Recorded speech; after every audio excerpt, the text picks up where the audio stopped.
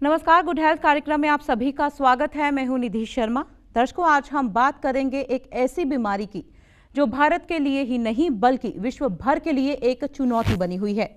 हम बात कर रहे हैं निमोनिया की। दुनिया में हर 20 सेकंड में एक बच्चे की मौत निमोनिया से होती है और वहीं अगर भारत की बात करें तो हर 30 सेकंड में एक बच्चे की मौत हमारे देश में निमोनिया से होती है। तो आज हम इसी घातक बीमारी के बारे में चर्चा करेंगे और इस चर्चा में हमारे साथ शामिल हैं assistant professor medicine Anil Kumar धर, जो कि मौजूद हैं इस वक्त हमारे साथ। बहुत बहुत स्वागत है सर आपका हमारे इस कार्यक्रम में। सर, सबसे पहले अगर आंकड़ों की ही बात करें तो why according to your experience, what is the main reason why the world is losing more than 1 million people due to pneumonia? देखिए, ऐसा है कि निमोनिया जनरली कॉम्प्लिकेशन होती है after upper respiratory viral infections. Environment में viruses तो रहते ही हैं, हमें वायरल इन्फेक्शंस बड़ी फ्रीक्वेंटली होती हैं। ऐसा समझा जाता है अराउंड 15 to 20 एपिसोड्स पर 1000 पॉपुलेशन जो है वायरल इन्फेक्शंस के इंसान को होते हैं पर ईयर, और वही कॉम्प्लिकेट करते हैं इनटू निमोनिया। और अगर हम एक्सट्रीम्स ऑफ एजेस की बात करें, छोटे बच्चों की बात करें लेस देन 5 ईयर्स, या एल्डरली लोगों की बात करें more than 60 years of age, उनमें ये अपर रेस्पिरेटरी वायरल इन्फेक्शन जो है वो ज़्यादा कॉमन है, वही कॉम्प्लिकेट होती हैं इनटू निमोनियाज। निमोनिया क्या है? निमोनिया एक लंग की इन्फेक्शन है। लंग की इन्फेक्शन को निमोनिया बोलते हैं। लंग जो है वो लोअर रेस्पिरेटरी ट्रैक्ट का एक पार्ट है, ठीक है जी। जब अपर रेस्पिरेटरी ट्रैक्ट इन्फेक्शन होगी, वो कॉम्प्लिकेट होगी, वो लोअर निचले वाले रेस्पिरेटरी ट्रैक्ट में जाएगी, तो उसको हम निमोनिया बोलते हैं। तो ऐसे में क्या लगता है आपको, क्या रीजंस है, like what have we have been lacking for decades? ऐसा नहीं है कि हम कुछ लैक कर रहे हैं। जैसे मैंने बताया कि वायरल इन्फेक्शंस तो होनी ही होनी है। हर साल आपको भी कई बार ज़ुकाम होता होगा, मुझे भी होता है। लेकिन चूंकि हम मेडिकली अवेयर हैं, हम कॉन्शियस हैं, हमारे पास मेडिकल फैसिलिटीज़ की इजी एक्सेस है, तो हम उस चीज़ को कॉम्प्लिकेट नहीं होने देते हैं। हमें वायरल इन्फेक्शंस होती हैं, हम तुरंत सिम्टोमेटिक ट्रीटमेंट लेते हैं। अगर हमें लगता है कि एंटीबायोटिक्स की ज़रूरत है तो डॉक्टर के परामर्श पे एंटीबायोटिक्स ले लेते हैं, तो निमोनिया की नौबत नहीं आती है। लेकिन हर कोई इंसान ऐसा नहीं कर सकता है। जो हमारे दूर दूर गाँव में लोग रहते हैं, पहाड़ों पे लोग रहते हैं, एक तो उनमें अवेयरनेस की कमी है। उनको ये नहीं पता कि वायरल इन्फेक्शन हुई है, 3-4 दिन में बुखार ठीक नहीं हुआ, इसका मतलब है कि कोई कॉम्प्लिकेशन हुई है। इसका मतलब है कि लोअर इन्फेक्शन जो है ज़्यादा डीप नीचे लंग्स में चली गई है, निमोनिया हो गया है। या कई बार अवेयरनेस होती भी है तो रिसोर्सेज नहीं होते, पेशेंट को शिफ्ट करना है, फिर पेशेंट को शिफ्ट करेंगे तो उसमें कॉस्ट इनकर होगी, शिफ्ट किया जाएगा, फिर कुछ मेडिसिन लानी पड़ेंगी, उसकी अफोर्डेबिलिटी का इशू है, कई बार काफ़ी कॉस्टली मेडिसिन होते हैं। सारी चीज़ें जो हैं हर किसी के कंट्रोल में नहीं होती हैं।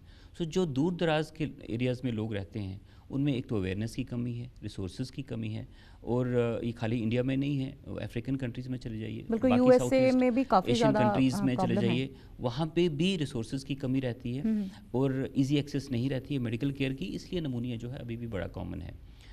ये यूएस के फिगर्स हम अगर लेके चलें तो around 40 lakh people, I mean 4 million people जो है एनुअली सफ़र करते हैं निमोनिया से, और उनमें से अराउंड 40,000 डेथ्स होती हैं।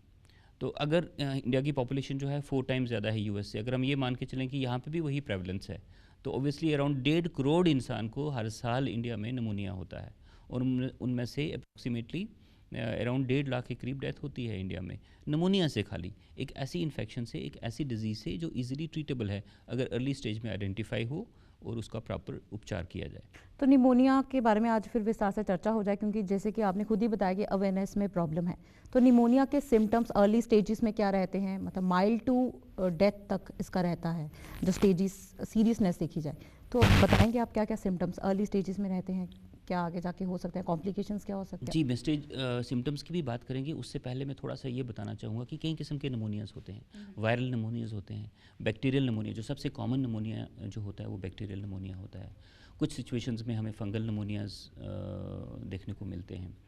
फिर हम निमोनियाज़ की जब बात करते हैं तो कारण के अलावा, जैसे हम वायरल, बैक्टीरियल, फंगल की बात करें तो ये भी चीज़ हम देखते हैं कि हॉस्पिटल सेटिंग में हुआ है निमोनिया, या कम्युनिटी सेटिंग में हुआ है। कम्युनिटी सेटिंग का मतलब ये हुआ कि किसी को, कोई आम इंसान जैसे स्कूल टीचर है, अपना काम काज करता है, खांसी जुकाम बलगम हुआ तो नहीं उसने टाइमली उसकी केयर की, तो थोड़ा सा कॉम्प्लिकेट हो गया, बलगम पीले रंग का आने लगा, लोअर रेस्पिरेटरी ट्रैक्ट में इन्फेक्शन चलेगी और निमोनिया हो गया।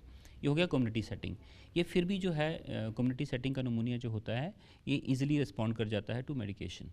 लेकिन हॉस्पिटल सेटिंग का नमूनिया जो है वो होता है जिसको हम हॉस्पिटल एक्वायर्ड नमूनिया बोलते हैं, कि गया तो कोई डिफरेंट रीज़न से था हॉस्पिटल। फॉर एग्जांपल किसी को पैरालिसिस का अटैक हुआ, उस कारण से वो हॉस्पिटल गया, तो पैरालिसिस के ट्रीटमेंट के दौरान हॉस्पिटल में जो है उसको नमूनिया हुआ, उसको हम हॉस्पिटल एक्वायर्ड नमूनिया बोलते हैं। तो ये डिफ्रेंशिएट करना इसलिए हमारे लिए एक डॉक्टर के लिए ज़रूरी होता है, बिकॉज जो हॉस्पिटल एक्वायर्ड नमूनिया होगा वो ज़्यादा सीवियर होता है। वो चूँकि जर्म्स ऐसे होते हैं जिनका एक्सपोजर एंटीबायोटिक्स टुवर्ड्स एंटीबायोटिक्स काफ़ी रहा होता है, तो एंटीबायोटिक रेजिस्टेंट होते हैं वो नमूनिया ट्रीट करना थोड़ा सा ज़्यादा डिफ़िकल्ट होता है। उसके लिए हमें नए नए और ज़्यादा एग्रेसिव एंटीबायोटिक्स देने पड़ते हैं, हायर एंटीबायोटिक्स देने पड़ते हैं। फिर हॉस्पिटल में ही कई बार पेशेंट्स को वेंटिलेटर लगता है, तो वेंटिलेटर पे जो पेशेंट रहते हैं उनको मतलब अगर कोई 1 महीना वेंटिलेटर पे रहेगा तो उसको 70 to 80% चांसेस रहते हैं कि उसको नमूनिया होगा ही होगा। ये भी देखना है कि वेंटिलेटर एसोसिएटेड नमूनिया है। जो वेंटिलेटर एसोसिएटेड नमूनिया है उसके लिए हमें और भी एग्रेसिव रहना पड़ता है ट्रीटमेंट को लेके। फिर हम ये भी देखते हैं कि जिसको नमूनिया हुआ है क्या ये पेशेंट इम्यूनो कॉम्प्रोमाइज़ तो नहीं है। कुछ सिचुएशंस ऐसी हैं जहाँ पे नमूनिया बार बार होता है, या कुछ पेशेंट्स इम्यूनो कॉम्प्रोमाइज्ड होते हैं उनको नमूनिया होता है। इम्यूनो कॉम्पिटेंट इंसान होते हैं जैसे नॉर्मल है, हमें कोई किसी किस्म की बीमारी नहीं है, तो हमारा इम्यून सिस्टम जो ठीक तरह से काम कर रहा है, हम